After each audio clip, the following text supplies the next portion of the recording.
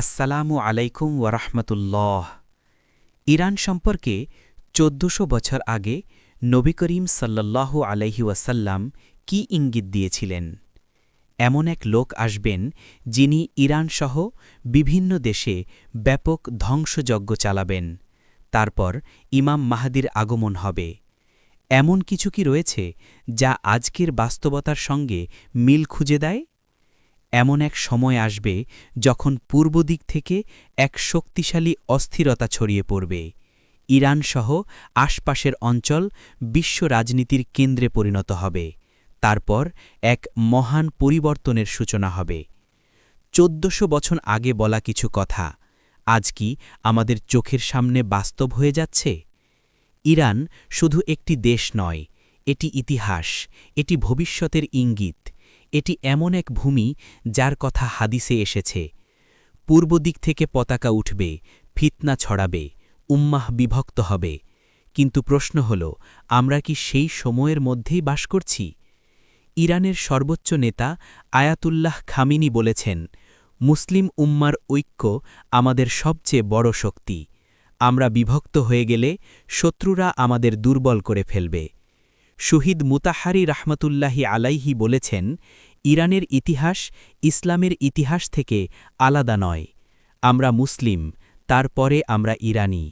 আমাদের পরিচয় ইসলাম। ইমাম খোমেনি বলেছেন, ইসলাম আমাদের শিখিয়েছে আমরা সবাই ভাই ভাই। আরব অলারবের ভেদাভেদ ইসলামে নেই।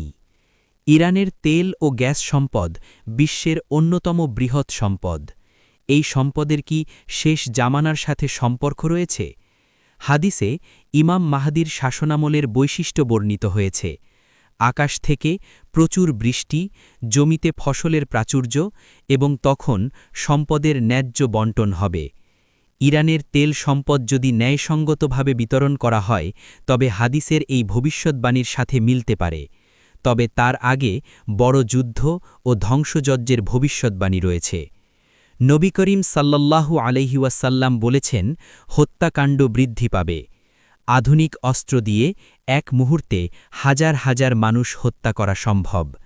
ইরানের ক্ষেপণাস্ত্র ও ড্রোন প্রযুক্তি সেই সক্ষমতা রাখে। ইরানের সর্বোচ্চ নেতা আয়াতুল্লাহ খোমেনি ইমাম মাহদির আগমনে বিশ্বাস করতেন এবং বলেছেন, আমরা ইমাম মাহদির আগমনের জন্য অপেক্ষা করছি। তার আগমনের পূর্বে আমাদের দায়িত্ব হল ইসলামী সমাজ গঠন করা।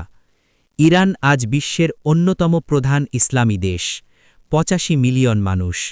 এই দেশের ৯৯ ভাগেরও বেশি মুসলিম।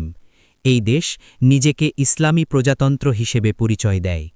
কিন্তু জানেন কি, এই দেশের ভাগ্য নিয়ে নবী করিম সাল্লাল্লাহু আলাইহি ওয়াসাল্লাম কত কথা বলে গেছেন?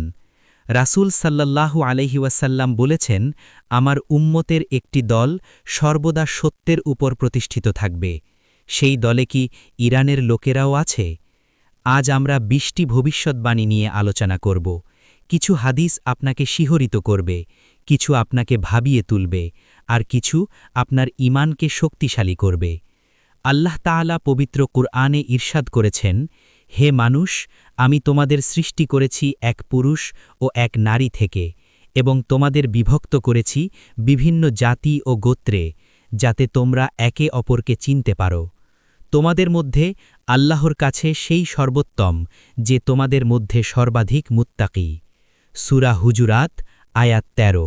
প্রথম ভবিষ্যদ্বাণী, সিফফিন যুদ্ধ ও ইরান। ৬৫৭ খ্রিস্টাব্দ ইসলামের ইতিহাসের এক গুরুত্বপূর্ণ অধ্যায়। সিফফিন যুদ্ধ হজরত আলী রাদিয়াল্লাহু আনহু ও মুআউইয়া রাদিয়াল্লাহু আনহুর মধ্যে সংঘটিত হয়। ইরান থেকে আসা সাহাবীগণ, বিশেষ করে সালমান ফার্সি রাদিয়াল্লাহু আনহুর অনুসারীরা এই যুদ্ধে হজরত আলীর পক্ষে লড়েছিলেন। রাসূলুল্লাহ সাল্লাল্লাহু আলাইহি ওয়াসাল্লাম বলেছেন, এমন ফিতনা আসবে যাতে বসে থাকা ব্যক্তি দাঁড়ানো ব্যক্তির চেয়ে উত্তম হবে। সহিহ বুখারী। ইতিহাস বলে ইরানি মুসলিমরা সত্যের পক্ষে দাঁড়িয়েছিল। দ্বিতীয় ভবিষ্যদ্বাণী, আধুনিক ইরানের ভবিষ্যৎ। নবী করিম সাল্লাল্লাহু আলাইহি ওয়াসাল্লাম বলেছেন, আল্লাহ এই উম্মতের জন্য প্রতি ১০০ বছর পর এমন কাউকে পাঠাবেন যিনি তাদের দ্বীনকে সংস্কার করবেন। সুনান আবু দাউদ। 1979 সালে ইরানে ইসলামী বিপ্লব সংঘটিত হয়। অনেক বিশ্লেষক মনে করেন এটি ইসলামী জাগরণের সূচনা। আরও একটি হাদিসে এসেছে, শীঘ্রই বিভিন্ন জাতি তোমাদের বিরুদ্ধে একত্রিত হবে, যেমন ভোজনকারীরা খাদ্যের পাত্রের দিকে একত্রিত হয়। সুনান আবু দাউদ। তৃতীয় ভবিষ্যদ্বাণী, ইরানে ইসলামের বিস্তার।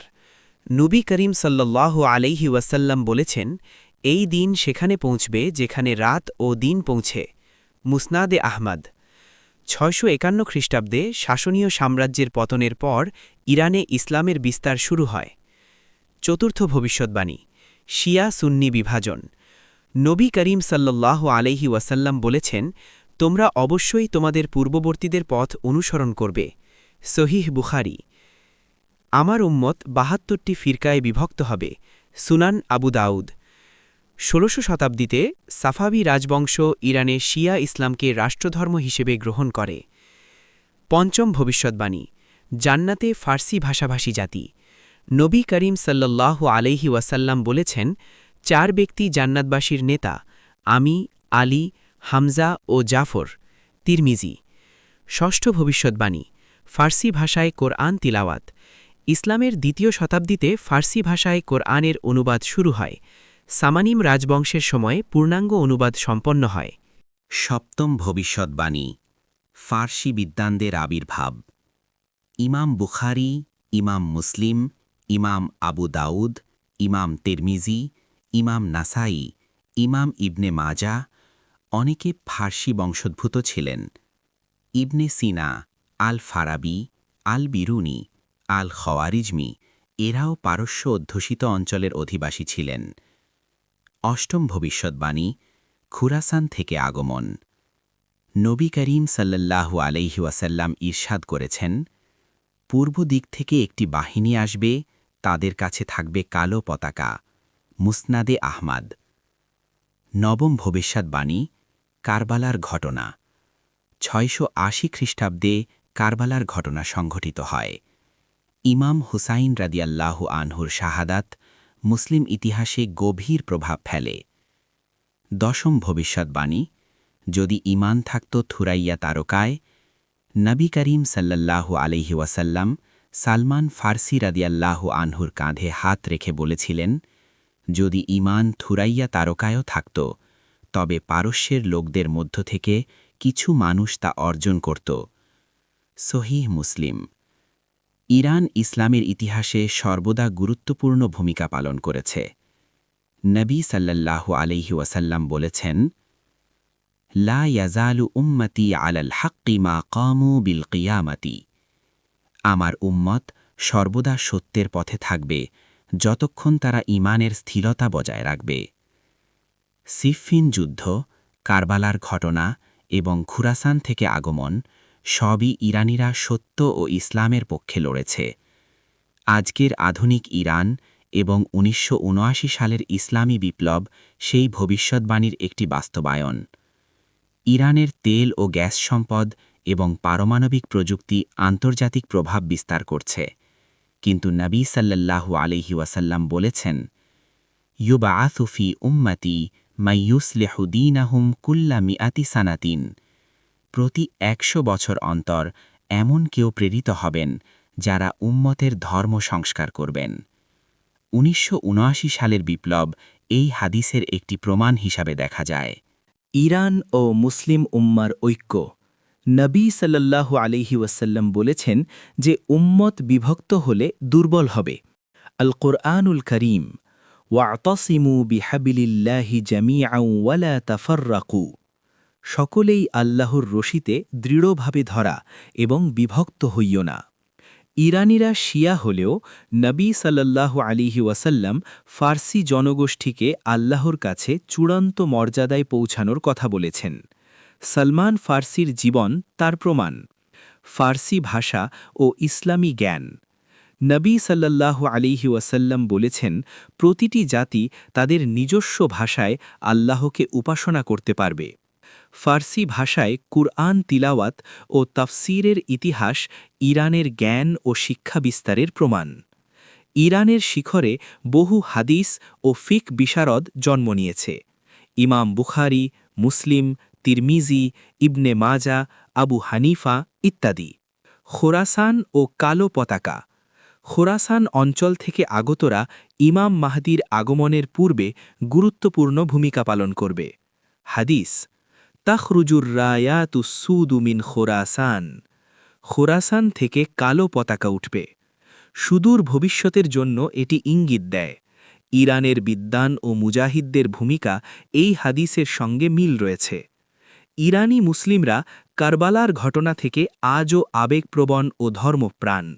হাদিসে বলা হয়েছে হুসেইনের শাহাদাতের জন্য মুসলিমদের অন্তরে উত্তাপ থাকবে। এটি ইরানিরা কিভাবে ইতিহাসে সত্যের পাশে দাঁড়িয়েছে তার প্রমাণ। উপসংহার: ইরান শুধুই ভূগোল নয়, এটি ইতিহাস ও ভবিষ্যতের একটি প্রতিফলন। নবী সাল্লাল্লাহু আলাইহি ওয়াসাল্লাম, কুরআন এবং হাদিস আমাদের শিক্ষা দেয়, সত্যের পথে থাকা কখনো ব্যর্থ হয় না। কঠিন সময় ও ধ্বংসের মধ্যেও আল্লাহর পরিকল্পনা সর্বদা দৃঢ়। ইরানের মুসলিমরা অতীতের মতো ভবিষ্যতেও ইসলামের শক্তি ও আলোকে ধরে রাখবে। আল কোরআনুল করিম ইন্নামা ইয়াতাকাব্বালুল্লাহু মিনাল মুত্তাকিন। আল্লাহ কেবলমাত্র ধৈর্যশীল ও তাওহীদ প্রাণদের গ্রহণ করবেন। আজকের ইরান ইতিহাস ও হাদিস মিলিয়ে আমাদের জন্য শিক্ষা, ঐক্য, ধৈর্য এবং আল্লাহর প্রতি পূর্ণ ভরসা। শেষ কথা, ইরান আমাদের কাছে শুধুই দেশ নয়, এটি আল্লাহর পরীক্ষা, ইতিহাসের প্রমাণ এবং ভবিষ্যতের ইঙ্গিত। আপনি যদি আল্লাহর পথে ধৈর্য ধরে থাকেন, সব ধ্বংস ও প্রতিকূলতা আপনাকে কখনো ভেঙে দিতে পারবে না। ভাই ও বোনেরা, মনে রাখবেন, ইরান বা বিশ্বের যে কোনো দেশই আল্লাহর পরিকল্পনার বাইরে নয়। ইতিহাস প্রমাণ করেছে যে সত্য ও ঈমানের পথে যারা দাঁড়ায় তাদের কোনো শক্তি ভাঙতে পারে না। আপনি যদি আপনার জীবনকে আল্লাহ ইবাদত, সত্যের পথে কাজ ও ইসলামী নীতির সাথে মিলিয়ে পরিচালনা করেন, তবে আপনি কোনো বিপদের কাছে হার মানবেন না। আল কুরআনুল করিম وعسى أن تكرهوا شيئا وهو خير لكم وعسى أن تحبوا شيئا وهو شر لكم والله يعلم وأنتم لا تعلمون। আপনি যা অপছন্দ করেন তা আপনার জন্য উপকারী হতে পারে এবং যা ভালো লাগে তা আপনার জন্য ক্ষতিকর হতে পারে। আল্লাহ জানেন, আপনি জানেন না। অতীতের ইরানি মুসলিমরা যেমন কারবালা, খোরাসান ও ইসলামী বিপ্লবে নিজেদের জীবন উৎসর্গ করেছে, আমরা আজও তাদের থেকে শিক্ষা নিতে পারি। আজকের চ্যালেঞ্জ যেমন কঠিন, তেমনি আল্লাহর সাহায্যও বড়। আপনার কাজ হল ঈমানকে শক্ত করে ধরে রাখা, সঠিক পথে অবিচল থাকা এবং আল্লাহর প্রতি ভরসা রাখা। সত্য, ধৈর্য ও ঐক্যের শক্তি কখনো হারায় না। আপনি যদি আল্লাহর পথে ধৈর্য ধরে থাকেন, আপনি শুধু নিজের জন্যই নন, আপনার সমাজ ও উম্মতের জন্য আলো হবেন।